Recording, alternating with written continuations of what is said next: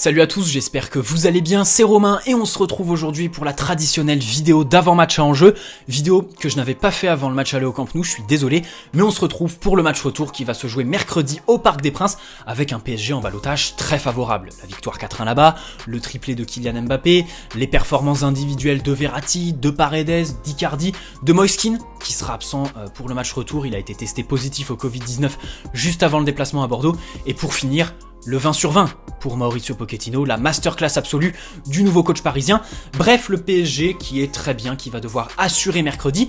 Et dans cette vidéo, on va aller à l'essentiel. On va parler uniquement de tactique et on va se détacher de ce discours très cliché, très redondant qui instaure de la crainte, de la peur, mais qui surtout, au-delà de tout ça, n'apporte absolument rien à l'analyse de ce match, à l'appréhension, on va dire, de ce match. Je parle évidemment de ce discours qui tourne autour de ce fameux mot que je ne prononcerai pas, mais que vous avez tous déduit, évidemment, mot que vous avez vu et revu un peu partout, que ce soit sur les médias, dans les réseaux sociaux, partout ces dernières semaines. Donc on va essayer de se détacher de tous ces discours très clichés qui ne font qu'instaurer une atmosphère pesante, et puis pour faire court, je pense que les joueurs doivent faire comme s'il y a eu 0-0 à l'aller, c'est-à-dire y aller avec calme, sérénité, humilité, détermination, mais pas d'arrogance évidemment, et puis pas faire de plan de jeu spécial parce qu'on est en ballottage favorable. Fin de la parenthèse. Avant de passer à la tactique, je voudrais juste vous inviter à aller me suivre sur mon Instagram qui est en description, puisqu'à l'occasion du match le plus important de la saison, je pense, avec TweetosSG qui sont bien implantés sur Twitter et qui souhaitent se développer sur Instagram, on va vous faire gagner un très beau maillot avec une signature d'un joueur évidemment, pas de moi ni de quelqu'un de lambda, d'un joueur de l'effectif, je vous dis pas qui, mais voilà, ça va sortir un peu avant ou peut-être après le match, mais ça va surfer sur la vague que le match le plus important de la saison nous offre, donc allez nous suivre sur Instagram, ça se passera là-bas. Bref, on va passer à la tactique, évidemment avec le 11. Quel 11 pour passer contre le FC Barcelone, pour avoir cette qualification ô combien importante, parce que cette saison, voilà, ça témoignerait quand même d'une ambition très importante, de très bons résultats dans une saison, je vous fais pas de dessin, tronquée par le Covid. Au niveau financier aussi, passer en quart de finale, ça fait du bien. Et puis au niveau symbolique évidemment contre le Barça, voilà, pareil, ici pas de dessin. Donc il faut passer, et au niveau tactique, je pense que Pochettino va encore instaurer de la continuité, et c'est très bien, c'est très bien. C'est ce qu'on reprochait à Tourelle. Pochettino, je pense, avait identifié ça avant de signer au PSG, c'est-à-dire l'instabilité tactique du club, le 4-3-3 en Ligue des Champions, le 4-4-2 en Ligue 1, la mise en place du 3-5-2, on ne sait pas trop pourquoi à l'automne. Lui, il est arrivé, il a mis en place son 4-2-3-1, il a fait des choix forts, qu'on peut critiquer, comme Verratti en numéro 10 par exemple, mais ça permet d'instaurer de la continuité dans ses choix tactiques, et puis surtout au niveau des joueurs, je pense, par exemple, j'ai sorti une vidéo sur Paredes. Si aujourd'hui Paredes est bon, évidemment qu'il y a la question de la confiance du coach. Parce que je pense que à ce niveau-là, la différence est abyssale entre la confiance qu'accordait Tourelle à Paredes et la confiance que lui accorde actuellement Mauricio Pochettino. Mais je pense qu'aussi la continuité des schémas tactiques dans cette équipe permet à des joueurs comme Paredes de performer. On peut penser à Icardi aussi, à Mbappé aussi, voilà, qui va trimballer un peu partout sur le front de l'attaque. Et puis à moindre mesure Neymar, même si Neymar, il n'est pas là depuis un petit bout de temps. Il va revenir, probablement, moi je pense qu'il sera dans le groupe, c'est mon avis, c'est subjectif. Et puis on va commencer par là, tiens, voilà. Le PSG va jouer en 4-2-3-1, mais perso, je ne titularise pas Neymar, parce que je suis pas médecin, je suis supporter, je prétends à rien, mais je pense qu'un joueur qui sort d'un mois de blessure, tu le titularises pas comme ça en Ligue des Champions de suite, c'est prendre un risque, et puis au vu de la situation, le match aller et tout ça, pas prendre de risque avec Neymar sur le banc pour moi, évidemment, s'il est apte à jouer 30-40 minutes, je le fais rentrer le plus tôt possible parce que lui il en a envie, lui il va tout faire pour jouer, il va tout faire pour jouer, et c'est ici l'enjeu pour Mauricio Pochettino, c'est pas céder aux caprices de Neymar qui avait aussi voulu jouer contre Caen et qui au final se pète. Donc voilà, Neymar je le titularise pas. Dans les cages, Keylor Navas qui a été laissé au repos contre Brest cette semaine, ce week-end, bon pas de souci pour lui, il sera là évidemment, je vous fais pas de dessin, sûrement un des meilleurs gardiens au monde actuellement, quelqu'un qui peut te faire gagner des matchs, qui peut te faire gagner des points. On peut penser au match retour au Santiago Bernabéu contre le Real Madrid et les nombreux arrêts, les nombreuses parades décisives qu'il a fait. Parfait, Keylor Navas. La charnière, Marquinhos Kimpembe, voilà, qui est une des meilleures charnières d'Europe ou dans le monde aujourd'hui, très complémentaire. Marquinhos, capitaine parfait. Pareil, eux deux, ils ont livré une très bonne prestation au match aller, ils doivent confirmer. Kimpembe, en plus, c'est deux joueurs qui était Marquinhos sur le terrain, Kimpembe dans le groupe, lors de la dernière double confrontation qui a créé évidemment ce désir de revanche, on va pas se mentir.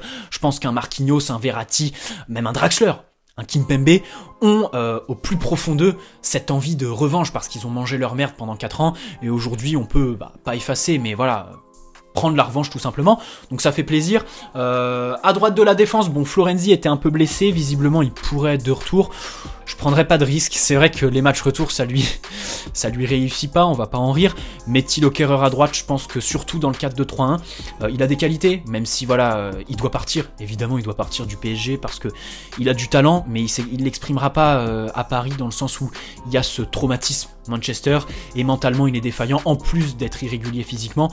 Donc pour moi Kehrer, la solution pour lui et pour le club c'est de partir, mais aujourd'hui il est là déjà, il est dans le groupe, il est à la disposition de Mauricio Pochettino, et dans le 4-2-3-1, on sait tous que c'est un latéral qui se projette pas trop, qui préfère défendre, qui est dur sur l'homme, qui au niveau du placement n'est pas dégueulasse, donc ça permet d'apporter un équilibre, tant mieux. Thilo Kehrer à droite de la défense, à gauche, écoutez, j'hésite beaucoup entre Kurzawa et Abdou Diallo, qui a fait un bon match contre Dijon, parce que c'est vrai qu'Abdou Diallo, c'est un défenseur central, c'est vrai. Il a quelques références au PSG, quelques bons matchs en tant que défenseur central, mais il a aussi et surtout des références à gauche. Je pense à son match retour contre Manchester United en première partie de saison lors des phases de poule, et puis plus récemment son match face à Dijon, même si il vaut pas grand chose on va dire.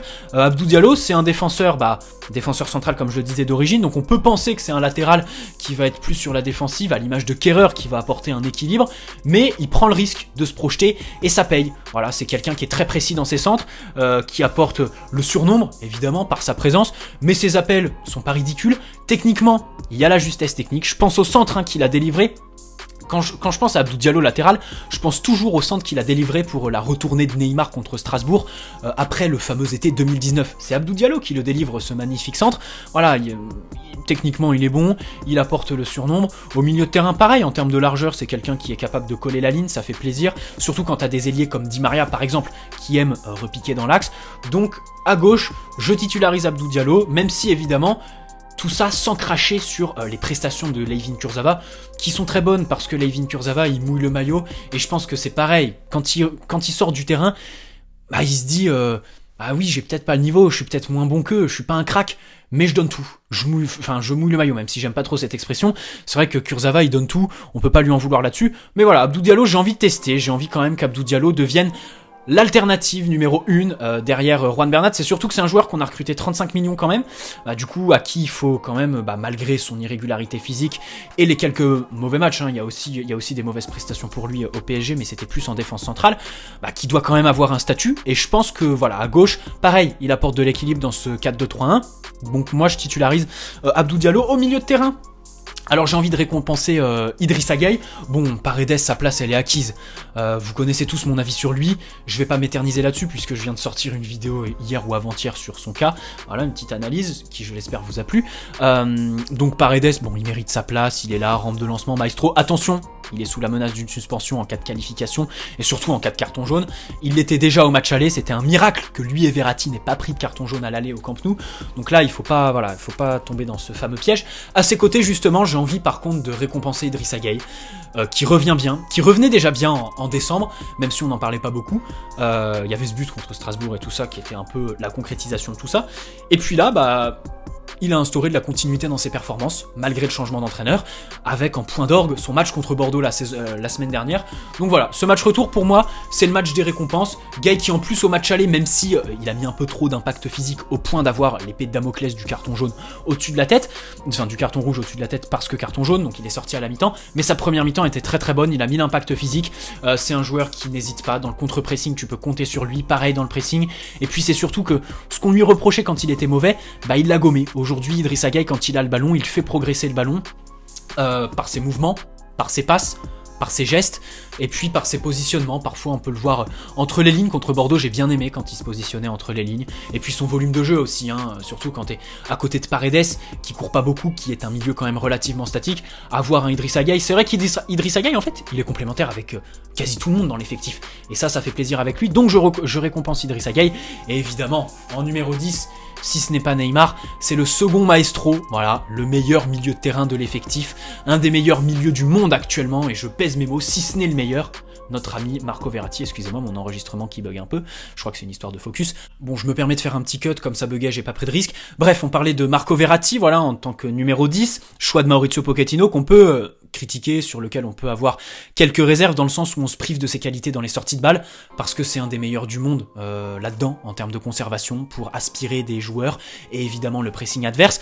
Et puis aussi parce que un numéro 10 qui n'est pas décisif, c'est assez paradoxal, c'est un peu compliqué, même si il reste sur 2 passes décisives contre Brest, notamment une assez marrante là sur le deuxième but de Kylian Mbappé. Mais dans tous les cas, voilà, son positionnement. Je pense aussi qu'en fait, le fait qu'il soit pas décisif dans la surface et dans les 30 derniers mètres plus généralement, il le comble bien parce que Verratti, on n'en parle pas assez, mais en numéro 10, c'est vrai qu'il enclenche le pressing comme peu de joueurs le feraient. Des fois, tu le vois sur la même ligne que Icardi, que le buteur, il enclenche le pressing, dès qu'il y a perte de balle, il est investi, et quand on ressort le ballon, il est entre les lignes, il bouge beaucoup. Bref, je me suis attardé sur tout ça, pareil, j'ai sorti une vidéo comme avec Paredes sur Verratti, je me suis dit si t'en fais une sur Verratti, t'en fais une sur Paredes, donc je vous invite à aller la voir. Verratti en numéro 10, écoutez, je pérennise ce choix, et j'aimerais juste avoir un petit mot sur Rafinha que je ne titularise pas. Très bon joueur évidemment, mais très bon joueur de complément Rafinha. Attention, ici il y a un enjeu qui commence à sortir. Alors il y a certaines personnes qui le trouvent nul, j'ai vu ça sur Twitter.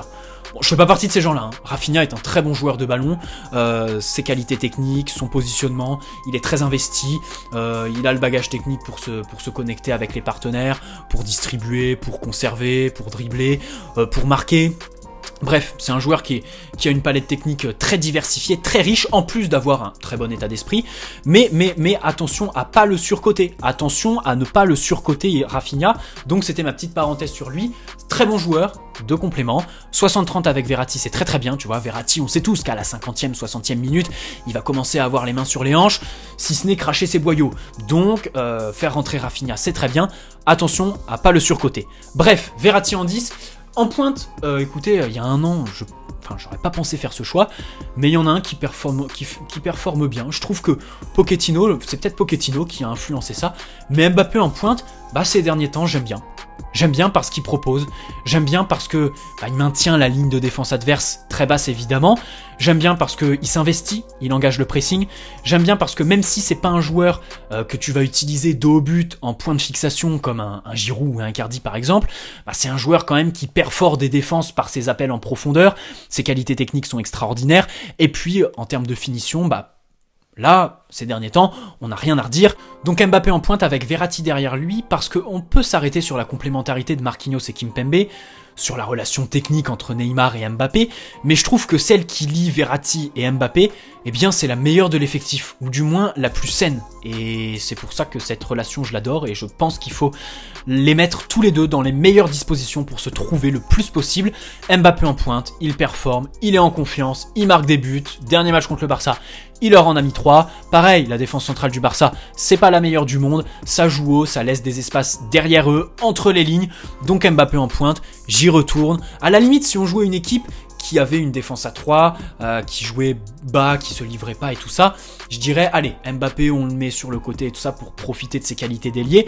Mais là, on joue contre le même Barça, même si je pense que on peut pas faire pire que le Barça de l'aller en termes de prestations collectives. Je pense que le Barça sera un poil meilleur, évidemment, et je leur souhaite, et je le souhaite pour l'affiche, pour qu'on prenne du plaisir et tout ça, que ce soit un peu disputé.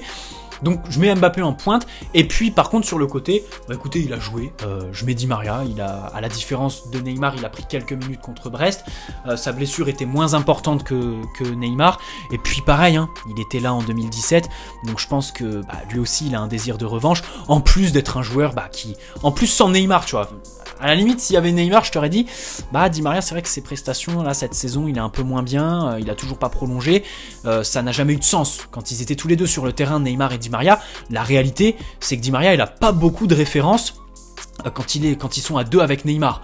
On peut penser au match retour contre Dortmund ou sa demi-finale contre Leipzig qui est absolument exceptionnelle, mais c'est à peu près tout. Quand ils sont tous les deux sur le terrain, c'est-à-dire que ce sont deux joueurs qui se cherchent, on va dire, qui se marchent très vite dessus parce qu'ils aiment repiquer dans l'axe. On peut pas demander à Di Maria de coller la ligne et de déborder. C'est pas, voilà, même si c'est un joueur qui garde très bien le ballon, qui a une excellente conduite de balle, un excellent pied gauche, tu peux pas lui demander ça. Donc avec Neymar, je trouve que ça n'a jamais eu vraiment de sens. Là, Neymar, je le titularise pas, donc donc je mets Di Maria en tant que créateur, dynamiteur on va dire au niveau des attaques. Et puis pour l'accompagner, c'est assez difficile, c'est un choix bon entre Draxler et Sarabia, si Keane était là évidemment, bah, ça aurait été lui. Sarabia qui marque, qui est décisif. On retrouve le Sarabia tranchant dans ses appels, par ses positionnements. C'est vrai qu'il est là au bon moment, au bon endroit, par son sang-froid face au but, parce que c'est vrai qu'il tergiverse pas. Voilà. Quand il était mauvais, c'est vrai, c'est parce qu'il loupait des occasions. Là, il est efficace. Sarabia, c'est un joueur qui, lorsqu'il est en forme, est très très efficace. On l'a vu en début 2020, par exemple. Là, on retrouve son efficacité contre Bordeaux, contre Brest. C'est un joueur qui, en plus, techniquement, est bon, arrive à se connecter, fait les efforts aussi en termes de pressing, en termes de repli. Et de l'autre côté, on a Draxler qui, bon, a moins de statistiques, on va dire, que Sarabia, mais qui fait quand même de très bons matchs depuis qu'il enchaîne un peu là depuis Nice, c'est-à-dire depuis 15 jours, 3 semaines. Donc c'est très difficile, c'est un choix, j'ai envie de dire, c'est un dilemme à la limite du cornélien, même si ça reste quand même 2 joueurs de rotation, hein, qui en temps normal seraient pas titulaires. Je mets Sarabia pour le récompenser de ses buts et tout ça, qui sont quand même la concrétisation d'un joueur à qui on n'a jamais reproché sa flemmardise, de la fainéantise à l'entraînement et tout ça, à la différence de Draxler.